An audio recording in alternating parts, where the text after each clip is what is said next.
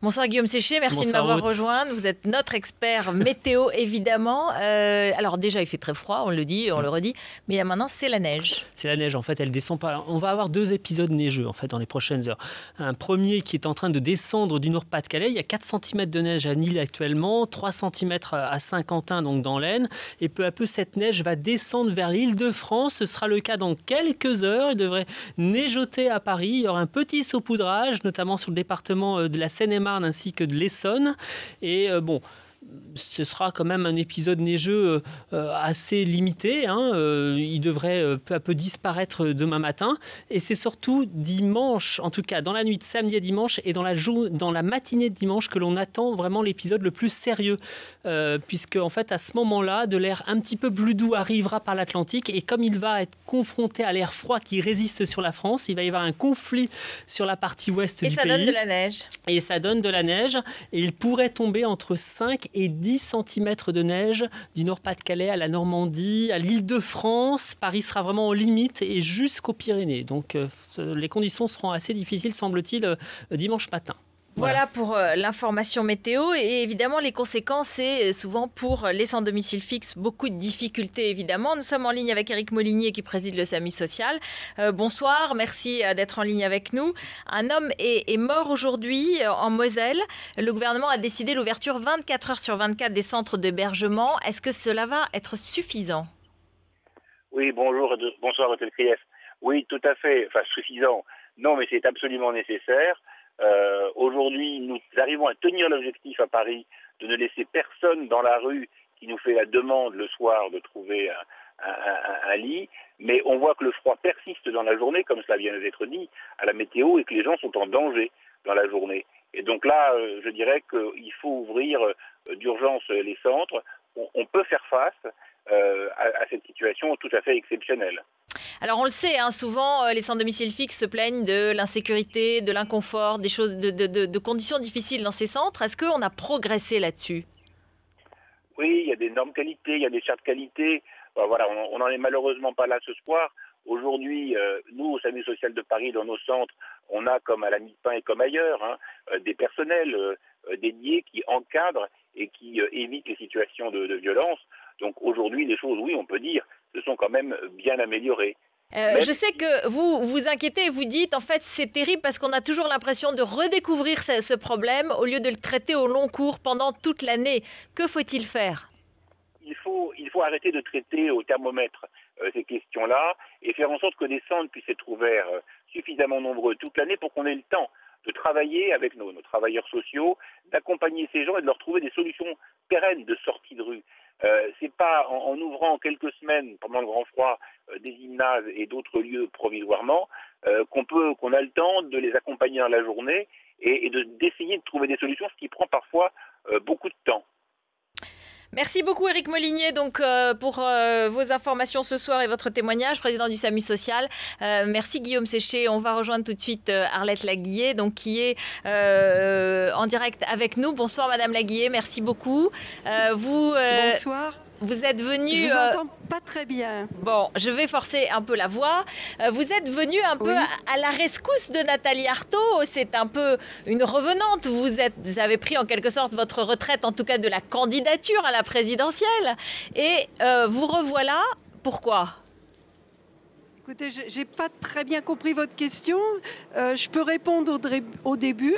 Je suis venue présider le meeting de Nathalie Arthaud parce qu'elle représente la continuité de mes idées, des idées de lutte ouvrière que j'ai défendues effectivement pendant 6 campagnes présidentielles.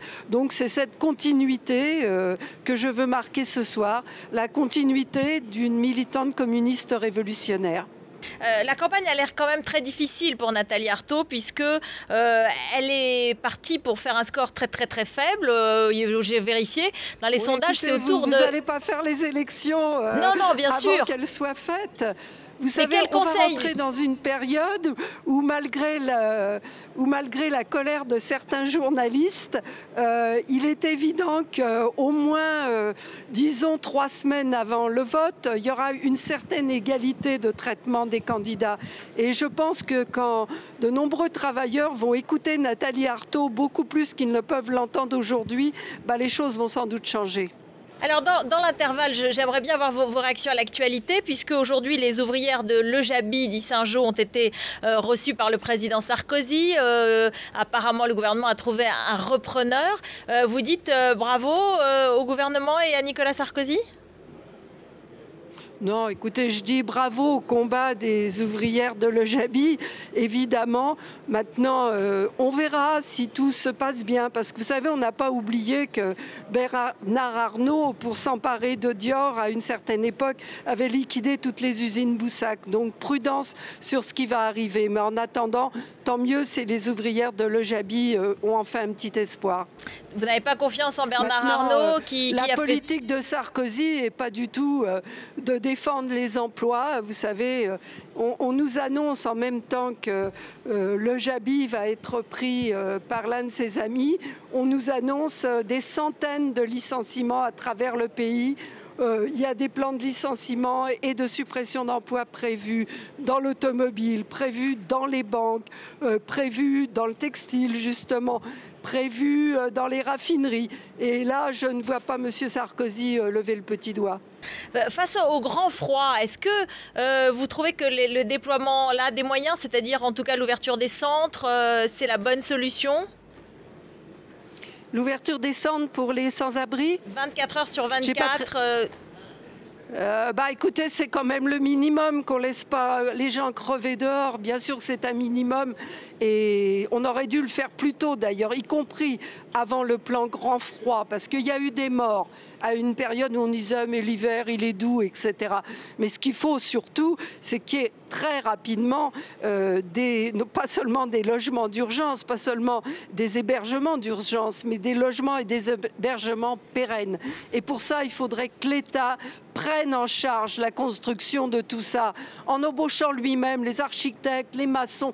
Il manque pas de bras aujourd'hui, il y a des millions de chômeurs. Mais pour ça, il faudrait que l'État fasse des choix qu'il n'est pas prêt à faire, tellement il est occupé à donner de l'argent à ses amis les banquiers.